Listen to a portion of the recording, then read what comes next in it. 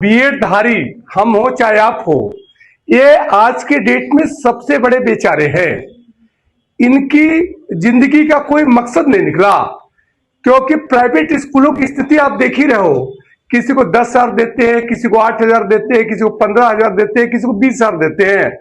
और वह एक पूरा पढ़ा लिखा बच्चा एमए बीएड, बीए बीएड, वह एक ऐसा नौकरी करता है जिससे आप समझ सकते हो, आप खुद ही बहुत जानकार हो कि उससे उसका जीवन नहीं चल पाता है। इसके कारण वह ट्यूशन भी पढ़ाता है और स्कूल मैनेजमेंट वह सम्मान भी नहीं देता है, तो वह ट्यूशन पढ़ाता है और ट्यूशन के बाद वह घर जाकर अपने बच्चों के पढ़ाई पर भी ध्यान नहीं दे पाता है। तो यह वर्तमान में बीएड धारी बच्चों के हालात है। इस बात से कोई इनकार नहीं कर सकता है कि आज की डेट में अगर आप बीएड कर लिए तो निश्चित तौर पर आपको टीचिंग लाइन में रहना पड़ेगा। ये भी एक कंपलसरी गिनती हो चुकी है।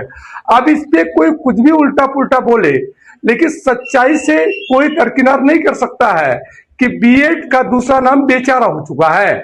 तो सर उस बच्चे का कमेंट में इतना दिल छूने वाली बात कहा कि थक गया, कभी बीएड करते समय, कभी याची बनते समय, कभी कोर्ट को देखते समय, और जीवन इतना आगे बढ़ गया कि अब समझ में नहीं आता है। कम से कम सबकी उम्र 50 साल हो रही है, तो कम से कम बाकी के 10 साल एक ऐसी नौकरी मिल जाए जिसमें यह तो डर नहीं रहे कि मैनेजमेंट हमें निकाल देगा।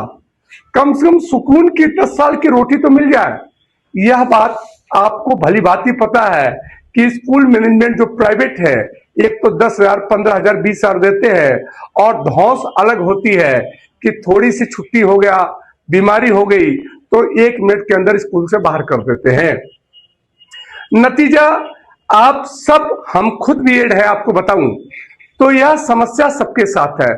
सरकार से अनुरोध है इस बात का और कि कुछ न कुछ इन बच्चों के प्रति आप सहानुभूति दिखाइए, क्योंकि यह बेचारा से ही बेचारा न बने। कुछ एक उम्मीद की किरण लेके आए आप कि कम से कम आने वाले अपनी पीढ़ियों पर हम अपना टाइम भी दे सके। क्योंकि आप समझ सकते हो, मॉर्निंग का स्कूल, प्राइवेट स्कूल, इतना तानाशाही, फीस तो बढ़ाते ही रहते हैं, लेकिन टीचरों की पेमेंट की बात करो तो फिर एक शब्द भी नहीं बोलते हैं प्राइवेट स्कूल। तो कहने का मतलब इतना ही है कि 6 बजे घर से निकलो, 2 बजे तक स्कूल करो, फिर उतने पैसे नहीं मिल पाते हैं कि वह जीवन सही तरीके से बिता सके। फिर वो ट्यूशन के लाइन में आ जाते हैं और निश्चित तौर पर 7-8 बजे पहुंचते हैं, एक थका हुआ जीवन लेकर शाम को सो जाते हैं। न अपने आने वाली पीढ़ियों को ये पूछ पाते हैं कि कैसी पढ़ाई कर रहे हो और कैसे नहीं कर रहे हो। कुल मिलाके मैं ये नहीं कहता कि सभी लोग इसी में हैं। कुछ लोग बहुत बेहतर होंगे, कुछ लोग बेहतर होंगे एज ए प्राइवेट, तो वह बेहतर होंगे। लेकिन ये जो बीएड का है, इसमें 2011 की बात है, तो आप ये भी समझ सकते हो कि इसमें जो बच्चे बचे हैं उसमें 60-70% हिंदी मीडियम के बच्चे होंगे, जो मेरा खुद का आकलन है। प्राइवेट स्कूल जो है सारे इंग्लिश मीडियम है, और जिस क्वालिफिकेशन पे सरकार जो सम्मान देती है उसका 5% भी प्राइवेट स्कूल सम्मान नहीं देते हैं। तो थोड़ा एडजस्ट करके, चाहे कोई भी रास्ता निकले, चाहे सैलरी का पॉइंट ऑफ व्यू निकले, चाहे कुछ निकले, मैं ये नहीं कहता, देखो फिर से आप उल्टा पुल्टा कमेंट करोगे, ठीक है।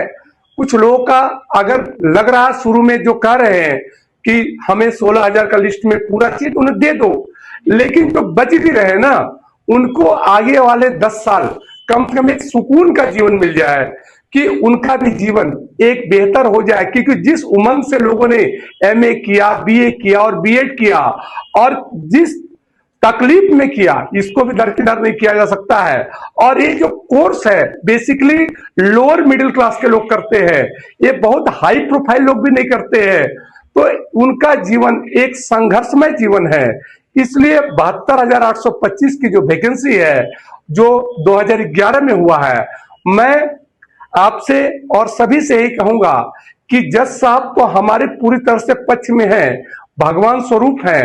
राज्य सरकार भी हमारे पक्ष में भगवान स्वरूप होकर एक ऐसा डिसीजन दे दे जो कम से कम बाकी के 10 साल एक सुकून भरा जीवन आ जाए, क्योंकि हमारे पास भी 2011 के बाद ज्यादा टाइम नहीं लगा।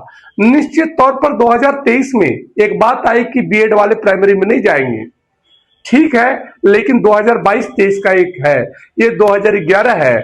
इसलिए सरकार से बहुत ही आदरणीय रिक्वेस्ट है, जज साहब तो भगवान तुल्य है ही, सरकार से भी आदरणीय रिक्वेस्ट है कि इन जो 10 साल 12 साल जो 2011 टेट वाले को बच्चों को बचा है, इनको एक सुकून भरा जिंदगी मिल जाए कि आने वाले पीढ़ियों पर, क्योंकि प्राइवेट नौकरी में सब थक चुके होंगे। अगर कोई कहता है कि हम नहीं थके हैं तो मैं नहीं मानता इस चीज को, क्योंकि यह न तो सैलरी दे रहे हैं और न वो सम्मान दे रहे हैं जो सरकार सम्मान देती है, जो सरकार सैलरी देती है। इसका अगर 50% भी अगर एक गाइडलाइन को मान ले तब भी जीवन सुकून से बीत जाएगा, लेकिन यह असंभव है।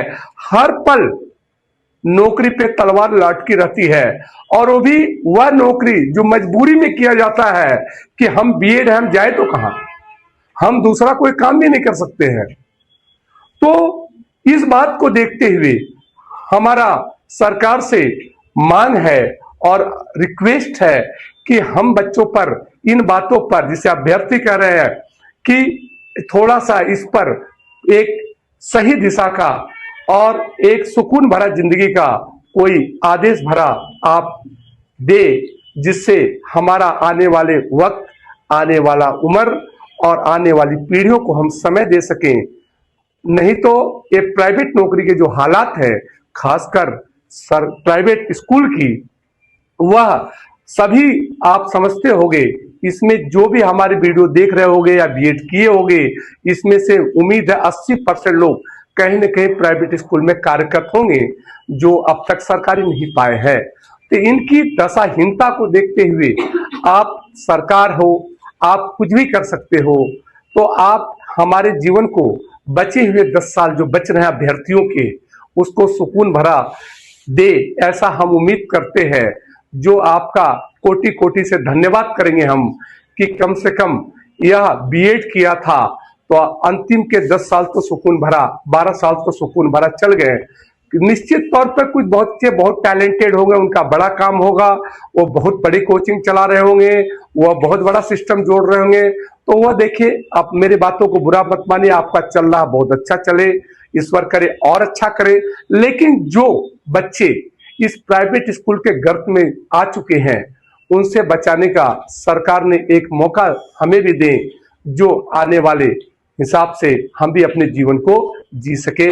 धन्यवाद।